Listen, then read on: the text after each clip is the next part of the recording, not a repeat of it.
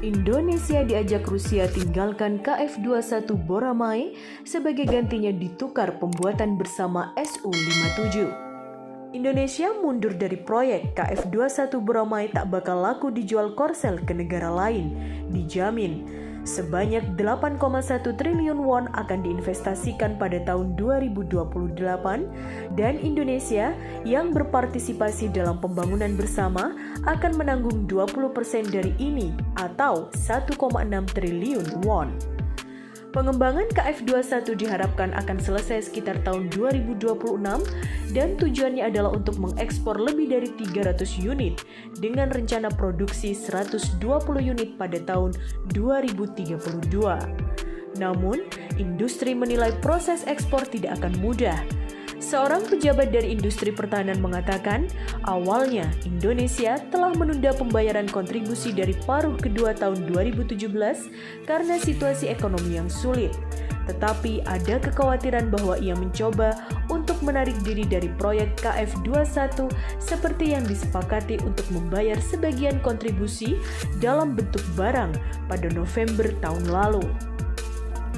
Untuk mencapai target ekspor 300 unit, pembelian Indonesia tidak bisa dihindari, lapor Chosun Biz pada 15 Februari 2022. Ketika Indonesia menunggak pembayaran KF-21 Boramae, malahan negeri ini membeli Rafale dan F-15 Eagle II.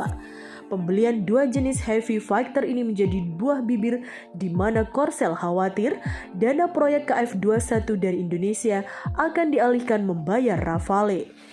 Pada akhirnya, setelah bernegosiasi dengan Korea, Indonesia memutuskan untuk membayar 30% dalam bentuk barang daripada membayar biaya pengembangan penuh pada tahun 2026.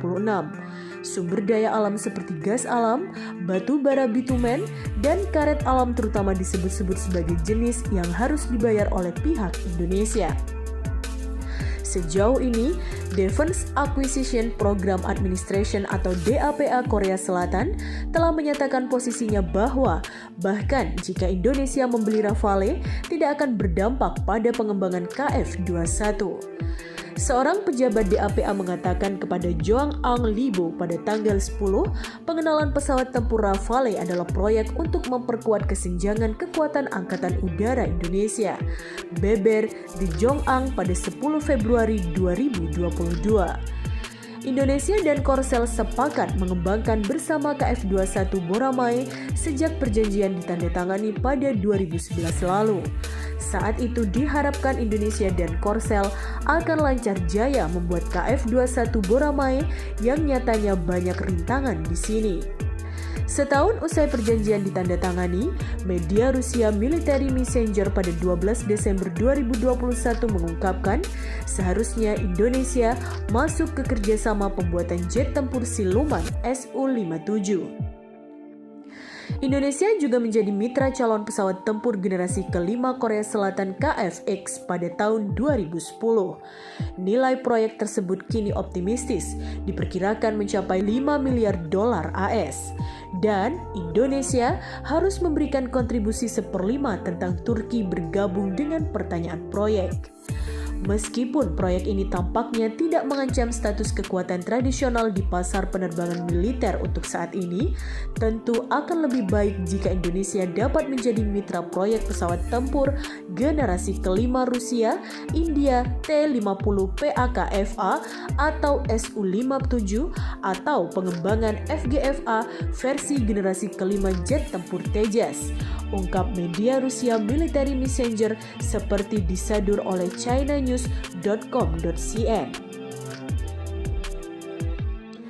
Rusia diketahui memang sudah menawarkan Su-57 ke Indonesia.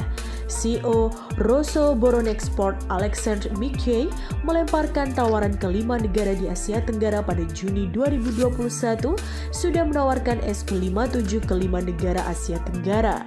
Diyakini salah satu yang ditawari Su-57 ialah Indonesia. Kami melihat permintaan dan minat Asia Tenggara, 4 atau 5 negara menunjukkan ketertarikan membeli Su-57. Kami sedang melakukan negosiasi dengan beberapa negara. Kami melihat permintaan dan minat, kata Mikhey dikutip dari TASS. Apakah Indonesia tergoda menanggalkan KF-21 Boramae demi Su-57 Rusia? Rasanya tak mungkin lantaran adanya ancaman sanksi CAA TSA.